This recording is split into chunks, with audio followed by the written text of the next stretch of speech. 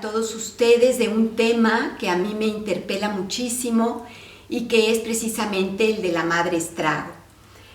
Quiero iniciar para comentar un poco cómo es que ha tenido origen este título tan polémico en su momento y de qué manera pues se me ocurrió a mí hacer esto. Como muchos de ustedes saben, yo nací en la Ciudad de México y me fui hace ya varios años a seguir mis estudios de psicoanálisis en París.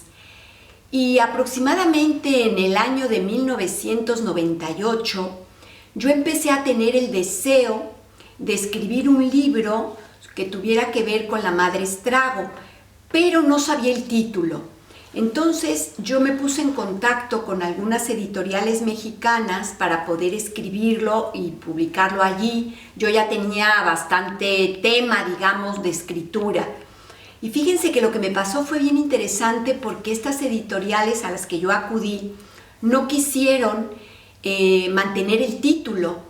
Yo estuve pensando mucho qué título poner y entonces llegó un momento en el que se me ocurrió este título porque yo había estado estudiando, como todos nosotros, en París, a Lacan, y en ese momento había surgido esta idea del estrago, y acuérdense aquella cita de Lacan en donde dice que una mujer para un hombre puede ser un síntoma, pero que un hombre para una mujer suele ser un estrago.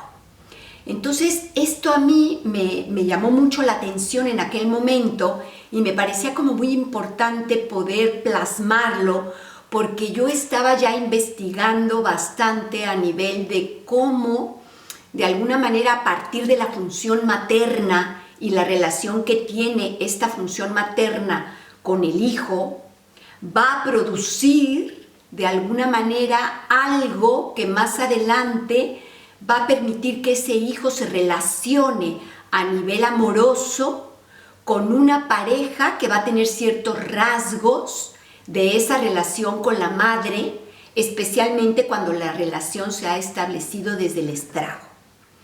Entonces yo había hecho varias conferencias sobre Frida Kahlo, pero sobre todo sobre Frida Kahlo no a nivel de su dolor de existir y del arte de ella, la pintura y todo esto que de alguna manera la ha catapultado a la fama. En aquella época había salido también la película de Salma Hayek, donde ella era Frida Kahlo, y entonces se trataba sobre todo pues del estrago de la relación amorosa entre Frida Kahlo y Diego Rivera. Y a mí me parecía que era muy importante plasmar esa problemática del estrago, de esa pasión amorosa que no siempre fue, digamos, algo muy beneficioso para Frida. En algún momento ella se sentía atormentada y no era una relación muy sana, diríamos. Entonces yo no me quería centrar en la relación de Frida con Diego, sino que me ayudaba a lo que yo estaba investigando en ese momento, el saber que Frida había tenido una relación con la madre bastante complicada. Entonces yo me puse a estudiar fuertemente la biografía de Frida. En ese momento había salido un libro que había prologado Carlos Fuentes, que se llamaba El diario de Frida Kahlo, y entonces había muchos pequeños recortes de Frida hablando de la madre, hablando de su situación como hija de esa madre, y había también biografías de ella en donde se sabía que la madre de Frida tenía como preferida a su hermana Cristina, y que Frida nunca fue una hija, digamos, muy amada. La madre tenía mucho problema con Frida, Frida no había salido blanca, a la madre no le gustaba la piel más indígena, ella quería como más del estilo europeo, entonces Cristina había salido más blanca y había un racismo tremendo de parte de esta madre hacia Frida, que tenía estos rasgos un poco autóctonos, pero al mismo tiempo la madre siempre había querido un marido europeo. De hecho su marido era un hombre que venía de Europa, que era blanco, que tenía otro color de piel. Entonces esta madre mexicana clasista racista, pues su hija Frida no le hacía mucha gracia. Y entonces yo trataba de visualizar esa sensación de Frida, de este estrago materno, y ver cómo Frida de pronto empieza a ser un sujeto cuyo deseo es verdaderamente regido y dirigido por esa madre, porque el deseo de la madre para un hijo es algo tan importante y lo marca tanto que o seguimos el deseo de la madre o nos oponemos a él. Y entonces en Frida quedaba como muy claro que había una oposición al deseo de la madre, cosa que no ocurría con la otra hermana Cristina, que era una especie de clon de la madre. Entonces fíjense cómo yo empiezo en ese momento a entender un poco la dinámica amorosa desde la clínica, teniendo la clínica como testimonio de pacientes míos que venían, me contaban de su problemática en el lazo con la función materna, tanto hombres como mujeres. Y entonces yo lo que quería era poder plasmar de una manera en donde se pudiera transmitir claramente o lo más claramente posible este estrago materno y luego visualizar cómo el niño se empezaba a convertir en un adulto y ese sujeto adulto empezaba a elegir en el amor parejas que de alguna manera recreaban el estrago materno. Entonces la vida de Frida Kahlo fue una metáfora estupenda en ese momento. Yo tenía muy claro que si en México no me iban a publicar el libro tal cual y querían cambiarlo, pues no lo iba a publicar. Porque en ese momento yo tenía claro que yo quería publicarlo tal como yo lo había concebido. Y fue en ese momento más o menos, porque yo viví en España en varias ciudades, entonces había vivido yo en Barcelona, también en Tenerife, y en ese momento era 2005, aterricé en Toledo. Y entonces yo ya tenía como muy armado el libro. Y decidí ir a una editorial de Toledo, además diciéndole a la editorial la problemática que había yo tenido para publicar esta escritura sin que se modificara. Entonces tuve la suerte en ese momento, el gusto de que el editor, probablemente por una cuestión personal suya, porque no puede ser de otra manera, le pareció interesante. Y entonces me dijo que ok y que lo íbamos a publicar tal cual. Para mí fue un momento muy importante de mi vida y de mi carrera como psicoanalista, porque era como que se abría una puerta que para mí era muy importante. Era como sentir que allí donde yo quería dar voz a una problemática desde mi punto de vista grande, que sufrimos en nuestro México querido y que tenía que ver con algo incluso de mi propia historia y de la historia de muchos pacientes míos, sobre todo mexicanos, que era ese lugar enorme, gigante, que tiene la madre en México. Vean ustedes todas las celebraciones alrededor de la madre. Es el único país, en todo caso que yo conozco, que tiene un día específico para celebrar a la madre, el 10 de mayo. En otros países es el segundo domingo de mayo o en otra fecha, pero no hay un día. En México tenemos un día, el 10 de mayo, caiga en el día de la semana que caiga y se celebra a lo grande. No tenemos eso con el Padre. El Padre sí puede ser un segundo domingo de junio, pero la Madre... Entonces para mí era importante este momento, era como poder dar voz a sufrimientos internos importantes de mucha gente que yo había escuchado y que no se podía hablar de eso porque se tenía como una especie de tabú en ese momento. O sea, transpórtense ustedes al año 1990, esos años, el año 2000, no se lograba hablar de la madre de manera muy clara, cuando se trataba de hablar mal, quiero decir. Era como una especie de sacrilegio, como de tabú. Entonces, que de pronto la editorial de España me pudiera abrir esa posibilidad, a mí me parecía un regalo, sobre todo porque también en España, que también precisamente es un país hispanohablante, hay también un lugar muy importante para la madre.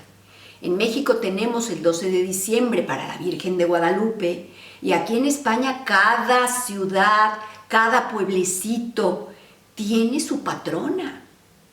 Y entonces es tremendo también atreverte a poner junto a la palabra madre la palabra estrago. Entonces todo el mundo como que se movilizaba un poco con este, digamos, título polémico, atrevido, complicado de escuchar. Lo menos que yo observaba a la hora de que hacía conferencias al respecto era como muecas, como gestos de los españoles que me escuchaban, como, ¿qué me estás contando? ¿De qué hablas? Era como complicado. Pero yo decidí no ceder, si quieren ustedes, a nivel de lo que hablamos del Seminario de la Ética de Lacan. Para mí era importante, yo lo llevaba incluso a mi análisis personal de esa manera. No voy a ceder en mi deseo de dar voz como yo quiero darla a este tema. Y entonces fíjense que el libro se publica, se hace la primera presentación aquí en Toledo en el año de 2008, y entonces tengo la gran suerte en este momento de que un filósofo español de Madrid, muy reconocido aquí en España, su nombre era Miguel Marinas, ya fallecido, pues se interesó por el tema. Y entonces nos pidió presentar el libro. Y como yo conocía poco a Miguel Marinas, pero sabía que tenía una gran reputación, me pareció que era un aval estupendo. Y entonces vino, presentamos el libro en Toledo, en un salón muy bonito de un hotel muy conocido, y digamos que toda la crème de la crème intelectual de aquí de Castilla-La Mancha se juntó en este evento, y mucha gente también de una asociación que yo había conocido y que me había integrado a ella, que se llamaba Arte. Yo conocí al director, que nos hicimos muy buenos amigos, Fernando Lorenzana, un hombre maravilloso, que todavía es mi amigo a la fecha, y a él le interesaba mucho también lo de darle voz a la madre, aunque le parecía un poquito, él me usó la palabra arriesgado, pero le daba también como ese gustito morboso. Así es de que dijimos, bueno, venga, vamos a hacerlo, y lo hicimos. Yo decidí implementar aquí en Toledo algo que se llamaba monólogos femeninos, que era la manera que yo tenía como de transmitir el psicoanálisis a la gente que no era muy especializada en la temática, pues sobre todo de las palabras psicoanalíticas, tanto de Freud, pero sobre todo de Lacan. Porque claro, era un tipo de auditorio que si tú les hablabas un poquito confuso o con la terminología lacaniana, no acababan de captar muy bien qué era lo que querías decir. Y yo creo que esto es muy importante decirlo porque a mí me parece que la transmisión del psicoanálisis es maravillosa a nivel de la gente que estudia psicoanálisis y que de alguna manera sentimos como que son nuestros colegas y estamos hablando el mismo idioma. Pero me parece todavía más maravilloso poder transmitir el psicoanálisis a los legos. La palabra desde Freud, los legos. Estas personas que tienen otras formaciones y que no tienen el lenguaje psicoanalítico. Y poder hablar de una manera en donde pueden entender lo que estás diciendo. Y esto a mí me parecía un tema tipo como desafío. Así es de que yo decidí, porque la mayor parte de la gente que yo veía en Toledo, ya teniendo yo años viviendo aquí y conociendo a la población, allá nuestro amigo Carlos Mayén, que ha venido varias veces, también Jessica Vaz, la misma Iltandewi González, que son personas que han venido a Toledo, se han dado cuenta más o menos cómo es la dinámica, podrán entender lo que estoy comentando.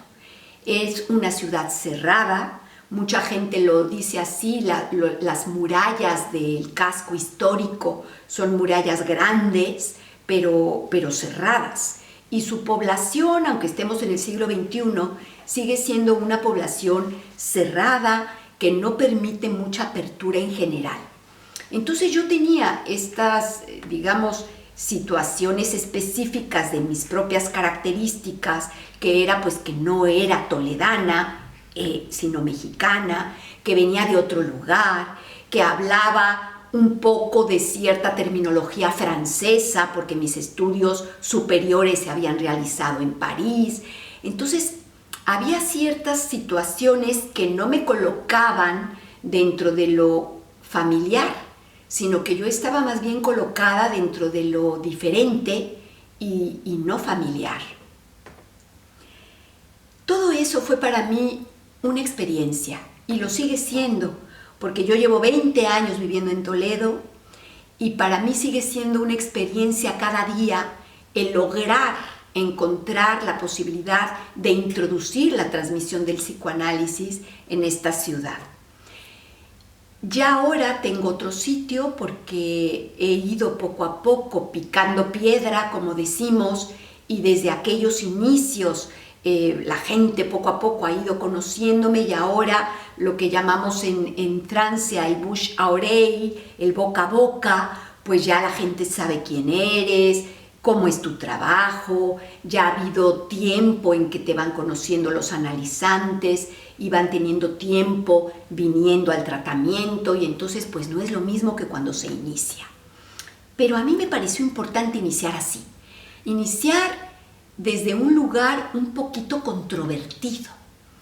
Entonces fíjense que en el momento en el que presento el libro, de pronto encuentro un correo electrónico, porque en ese momento todavía no teníamos todas estas tecnologías maravillosas de hoy en día, de un psicoanalista muy reconocido en México, que seguramente todos ustedes han leído y probablemente algunos han conocido en persona, que es Néstor Brownstein.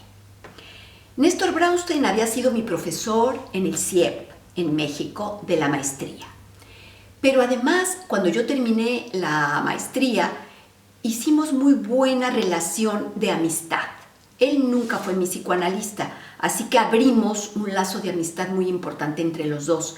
Y fue en muchas ocasiones más uno de cártel que yo buscaba ir a trabajarlo con él y buscaba colegas de mi generación de ese tiempo para que fuéramos a estudiar con Brownstein allí en su casa que tenía en la colonia La Florida, en el sur, en la Ciudad de México. Conocí a Frida Sahal, fui muy amiga de Frida, conocí mucha gente con la que Néstor tenía conexión en aquella época. Y fue una época muy linda.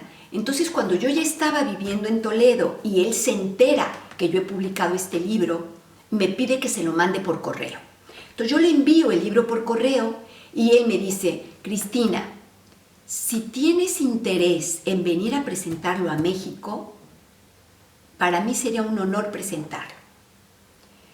Entonces, para mí, este correo de Néstor, que todavía lo tengo enmarcado, me pareció así como una maravilla, porque yo sentía una admiración enorme y profunda por Néstor Brownstein y un cariño entrañable de amigos de tantísimos años en donde habíamos convivido y habíamos compartido muchas situaciones personales de amistad.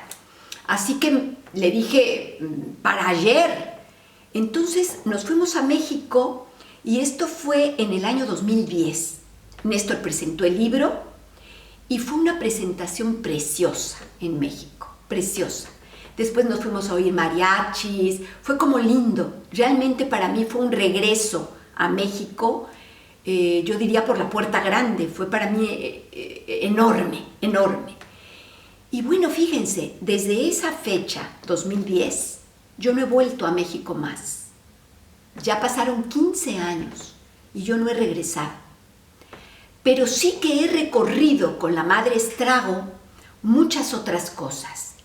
He ido a París porque el libro se tradujo al francés, La Mère Ravage, utilizando esta palabra estrago en francés de Lacan Ravage. Lo he presentado primero en la Embajada de México de París, luego en la Casa de México de la Ciudad Universitaria de París, gente preciosa toda con la que me he podido conectar en este recorrido de la Madre Estrago. Y luego conocí a Gerard Pommier. Gerard Pommier, otro psicoanalista magnífico. Tristemente que todos estos psicoanalistas de los que estamos hablando ya no están con nosotros. Miguel Marinas, el filósofo, falleció. Néstor Brownstein también falleció. Gerard Pommier también falleció. Pero me siento privilegiada de haber podido tener contacto con ellos y de que se hayan sentido tan interesados en el tema de la Madre Estrago.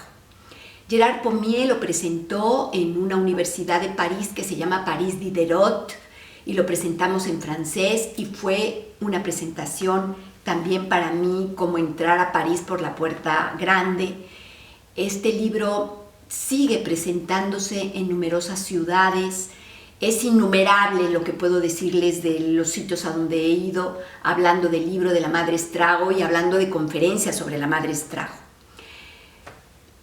Habiendo hecho este recorrido, que para mí es hermoso y que podría seguir hablándoles horas sobre el recorrido de este libro, quiero centrarme un poco en lo que a mí me parece la temática fundamental del libro.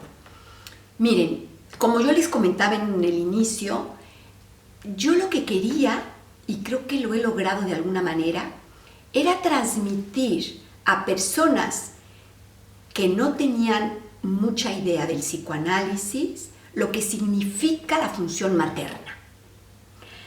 Lacan habla de la metáfora paterna como algo que la función materna tiene que aprender o tener la capacidad de transmitir al hijo. A mí me parecía muy importante que se pudiera comprender que cuando hay un estrago, que no siempre ocurre, también hay que entender eso, no toda madre es una madre estrago, pero sí que existen madres que son madres estrago. ¿Cómo diferenciamos una madre estrago de una que no lo es? Yo creo que esta era básicamente el desafío que yo tenía en esta escritura. Y entonces lo que decidí es intentar colocar como títulos de los capítulos del libro lo que yo había escuchado en el consultorio con ciertas analizantes que me hablaban básicamente de una madre específica y que de alguna manera su recorrido analítico tenía que ver con esa frase que el mismo paciente le había colocado a la madre. Todos los pacientes que trabajo en el libro me dieron su autorización para escribir sobre ellos. Obviamente con nombres alterados y con situaciones alteradas del recorrido. Pero lo que yo quería plasmar era la posibilidad de traer un trauma en el sentido psicoanalítico y que a partir de ese trauma del sujeto, en donde sufre y en donde está atrapado, se pudiera ir viendo cómo un tratamiento analítico va como lo de la cebolla, las capas de la cebolla, va como quitando estas capas de la cebolla hasta llegar al corazón de la problemática y entonces el sujeto logra verlo y empieza a haber una rectificación subjetiva, una cura analítica, algo que al sujeto de pronto le hace ver lo que ha ocurrido y ese mismo sujeto encuentra esa posibilidad de llegó de esta manera, hay un recorrido analítico y ahora tiene esta nueva posición. En el libro, ¿ante qué la nueva posición? Ante la función materna. El libro trata de la madre y trata entonces de una madre, cada madre diferente en cada uno de los casos, que altera de una manera devastadora la vida del sujeto. Yo escribí sobre 4 mujeres y 2 hombres. Traigo, por ejemplo, la madre sorda. Así era como la analizante, a la que le puse Beatriz, me viene a decir que cataloga a la madre.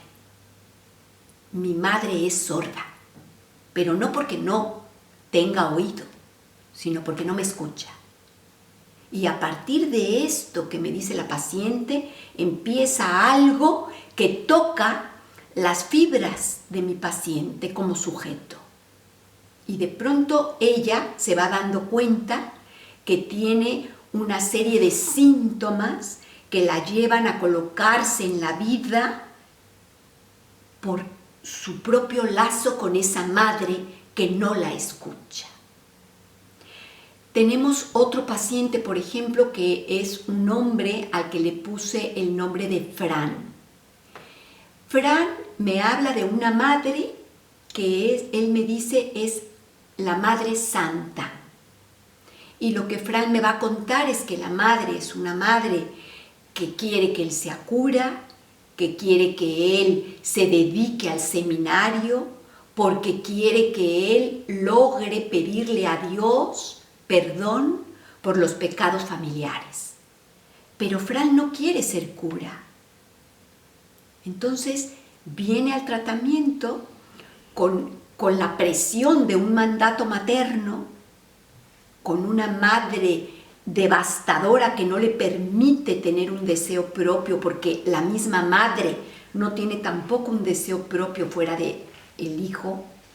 Entonces vemos cómo este muchacho poco a poquito puede ir hablando y puede ir deshaciendo estos nudos de estrago que la madre inflige hacia él. Entonces me parece súper interesante porque el libro tiene una propuesta que es básicamente novelada. Es una propuesta que cualquier persona que lo lee en un momento dado se identifica con algún paciente, se identifica con alguna madre.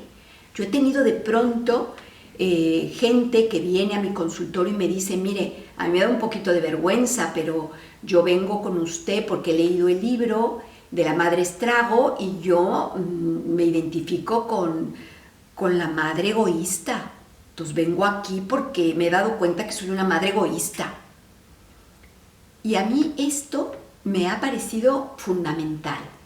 Por eso es que me parece importante poder plasmar lo que ha venido siendo para mí esta escritura, el testimonio clínico que hay detrás de ello. Yo recuerdo una intervención de Néstor en alguna de las presentaciones, porque hizo varias, no solamente esta que les comento de México. Él hizo varias presentaciones sobre conferencias mías de la Madre Estrago. Y recuerdo una en especial en donde él decía que le parecía muy interesante una propuesta de libro en donde no hubiera referencias bibliográficas y no hubiera tampoco citas a pie de página. Y es que yo quise hacer eso. A mí me parecía importante transmitir desde el orden de la clínica, no desde el orden de la teoría. Yo quería poder dejar claro que eran historias de sujetos humanos que sufren y que tienen la posibilidad de desanudar el sufrimiento gracias al tratamiento psicoanalítico. No era mi afán dar a conocer erudición teórica. Mi afán era dar a conocer sabiduría del alma, de la clínica, de aquello con lo que nos estamos confrontando todos los días nosotros, los que escuchamos el sufrimiento humano. Y bueno, pues para terminar, quiero comentar un poquito la idea, digamos, de ese humano nace y entonces fíjense ustedes, los que ya han tenido la experiencia de la maternidad, de la paternidad y los que no la han tenido, que han sido hijos. Miren ustedes este momento en donde nace de pronto el cachorro humano y todo para ese cachorro humano es la madre. Es un ser humano que es todo para otro ser humano. Y a partir de eso ser todo, ¿cómo lograr que pueda haber la inscripción de un sujeto que logre separarse? Siempre hablamos de cortar el cordón umbilical. Hablamos también, por ejemplo, desde Freud, del complejo de Edipo, en donde la amenaza de castración en los varoncitos es que el padre venga y corte el apéndice fálico. Siempre me ha parecido muy interesante desde Freud observar que él mismo veía o creía que para los sujetos femeninos era probablemente un poco más favorable el que, como la castración estaba dada de entrada, no hubiera esta amenaza de castración del apéndice fálico. Pero al mismo tiempo, como Freud se da cuenta de que el sujeto femenino tiene una complejidad mayor y de que la amenaza de castración física se convierte en la amenaza de la pérdida del amor. Y entonces a partir de allí, como Lacan empieza a visualizar lo que sería el deseo como deseo del otro. Y entonces lo que nos importa en la clínica psicoanalítica, es el deseo de la madre, este deseo inconsciente que no podemos preguntarle a nuestra madre, ¿cuál es tu deseo? Porque seguramente no va a poder decírnoslo. Además, es un deseo inconsciente que se va a transmitir de manera diferente en cada uno de los hijos. Yo recuerdo una lectura que me encantó de Freud, en donde él decía que había ciertos sujetos humanos que tenían el sitio de preferidos de la madre, de un lugar como muy privilegiado en la madre. Obviamente Freud lo decía también desde él mismo, un lugar privilegiado de Freud. Sabemos que él era el preferido de su madre. Y Freud decía, estos preferidos terminan siendo grandes hombres. Pero también, diríamos nosotros, atados. Ser preferido puede tener una parte bondadosa y de envidia de los demás hermanos. Ya ven ustedes Caín y Abel. O mi novela Fratricidio, que habla precisamente de la envidia de una hermana hacia otra hermana porque considera que es la preferida. Ser preferido tiene sus bondades, lo sabemos, lo vemos en la clínica, pero tiene también sus peligros. Quedar atrapado, enganchado, quedar sin deseo propio, hacer del deseo propio el deseo de la madre. Y creo que esta es, en mi opinión, la base como más importante de esta escritura, de esta conferencia y del tema de la madre estrago. ¿Cuál es el deseo de tu madre? Y cómo este deseo de ella ha venido a introducirse en tu psique y alterar tu propio deseo, si es que hay la posibilidad de que haya un deseo propio. Y entonces hay como dos opciones, que yo diría, opción 1, que tu deseo vaya de acuerdo. Allí yo veo lo que llamo los hijos clon.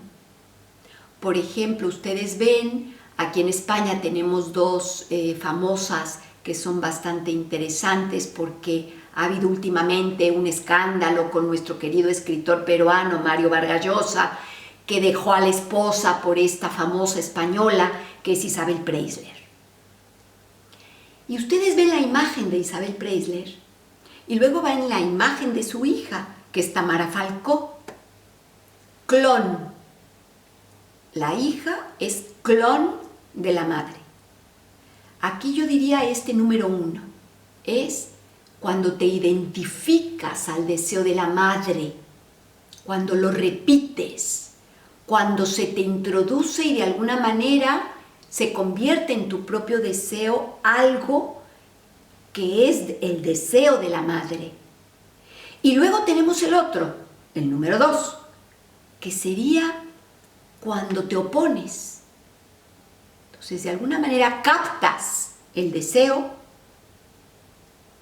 y lo que decides hacer es lo opuesto de ese deseo.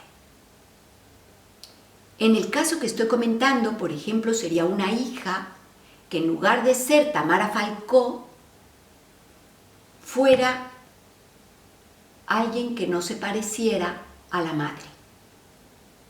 Muchos ejemplos les puedo dar. Entonces creo que es importante visualizar en el sujeto propio dónde está y en dónde entra el padre. Porque ya saben ustedes que el padre es otra función y que en muchas ocasiones, en ciertas historias, el hombre es el que hace de función materna. Así es de que no tiene que ver con la anatomía, sino con la realidad psíquica. Y por eso cada historia es una historia propia en donde no podemos generalizar. Y por eso puede haber una madre estrago para un hijo en particular y no para los otros que ha tenido. Y esto es, en mi opinión, la grandeza de nuestra profesión y la grandeza de esta escritura, de esta manera de relacionarte con el quehacer del psicoanálisis.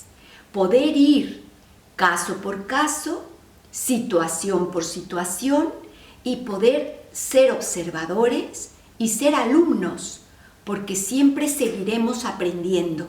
Por eso nunca se termina el aprendizaje de nuestro quehacer. Bueno, pues aquí lo dejo. Muchísimas gracias a todos por su escucha y agradezco muchísimo a Carlos Mayén por la invitación. Si hay alguna pregunta o algo que me quieran comentar, pues podemos estar un poquito de tiempo más para poder hablar y comentar entre nosotros. Gracias nuevamente a todos.